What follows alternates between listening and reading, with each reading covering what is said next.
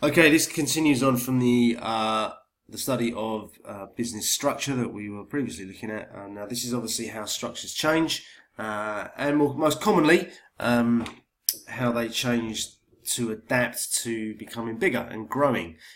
So, what we're going to look at today is effectively why businesses commonly put in growth as an objective, but also as well to analyze by explaining the positives and negatives of what business growth is all about. Now, before we start even looking at the ways in which we grow, the positives and the negatives of an organization getting bigger, we need to define what we actually mean by size. So the way in which we traditionally measure the size of an organization may be looking at its market share, so the number of customers.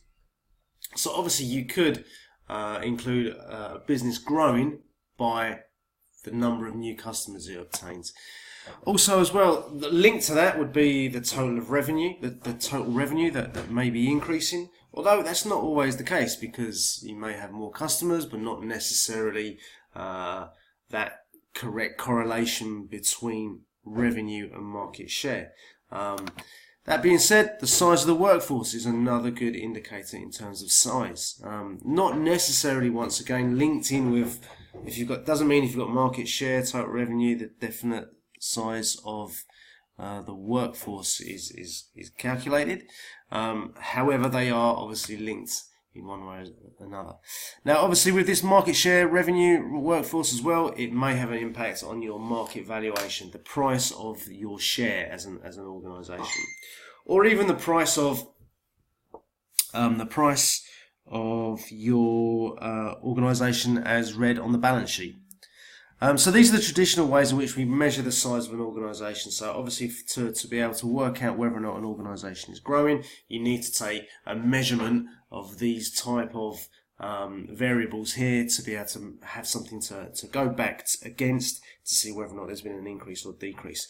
That being said, in today's environment, there are further alternative ways to measure the size of the organisation, and these are very much linked. The ones that we've got on the screen here are very much linked with financial success, and these sorts of ideas, very much linked in with the shareholder as the primary stakeholder. That being said, today's stakeholders are a lot more varied and a lot more powerful, should we say. So very much the size of an organisation can also be measured on its social accountability, its impact on society. It can also be measured on its impact on the environment. Lots of different ways in which we can measure the size of the organisation. However, traditionally we do still tend to look at these type of indicators. So when you're excuse me.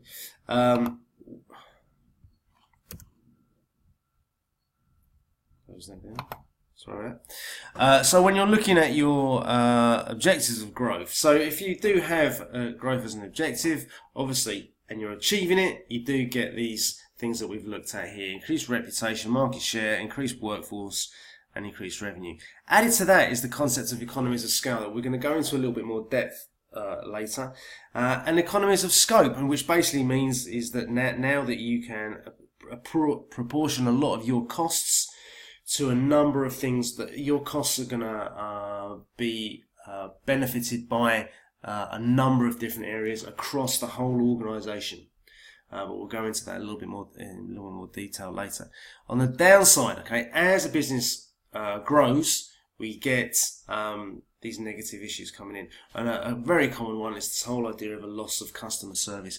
All of a sudden, these organisations lose contact with their customer base. And they lose that whole idea of the personal touch. And if that is specifically the point of difference of that organisation, that can be quite problematic. We also get larger spans of control. So as we looked at in hierarchy, spans of control are all about how many subordinates a manager will be responsible for.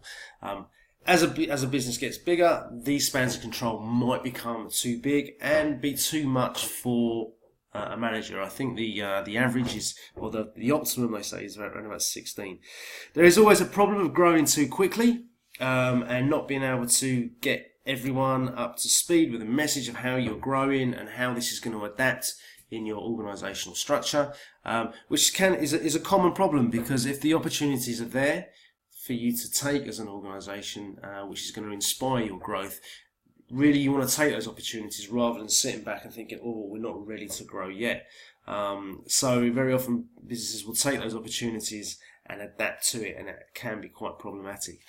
Communication is the big problem. With more people, with more stakeholders, more communication is required, and this can be problematic. Like any sort of message that needs to get through more people, it becomes distorted and lose its impact.